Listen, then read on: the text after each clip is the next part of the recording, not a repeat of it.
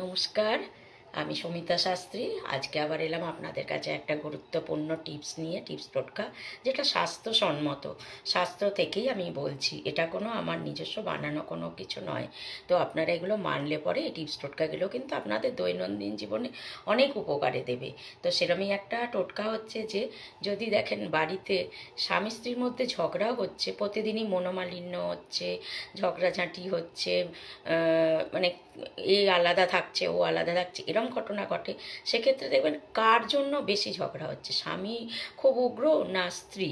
দেখা গেল স্ত্রী খুব উগ্র, যে কোনো কারণেই উনি চেঁচাচ্ছেন, যে কোনো কারণেই রেগে যাচ্ছেন, যে কোনো কারণেই উনি অপমান করছেন স্বামীকে।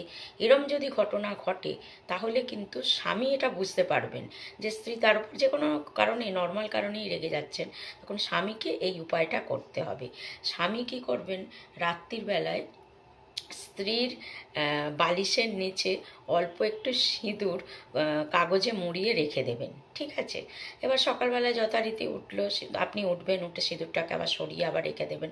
আবার পরের দিন একই নিয়মে স্ত্রীর বালিশের নিচে আবার অল্প একটুখানি সিঁদুর আপনি রেখে দেবেন, যাতে স্ত্রী জানতে না পারে। এবার যখন আবার স্ত্রী ওঠার আগে আপনি ওটাকে সরিয়ে নেবেন, কারণ স্ত্রী তো আবার ঘর খাটটার ঝাড়বে, বালিশগুলো ঝাড়বে, তার নিচে দেখতে পাবে, তার আগে সরিয়ে রেখে দেবেন।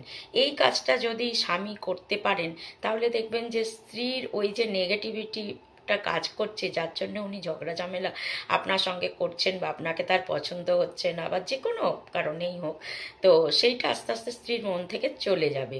স্ত্রীর মনটা আস্তে আস্তে করে নরম হবে, আপনার প্রতি তার ভালোবাসাটা আস্তে আস্তে করে বেড়ে যাবে, এবং আপনাদের মধ্যে আবার একটা সুন্দর সম্পর্ক তৈরি হবে, যদি স্বামী এই কাজটা করতে পারেন স্ত্রীর জন্য। তো এটা আপনারা করুন, সুস্থ থাকুন, ভালো থাকুন।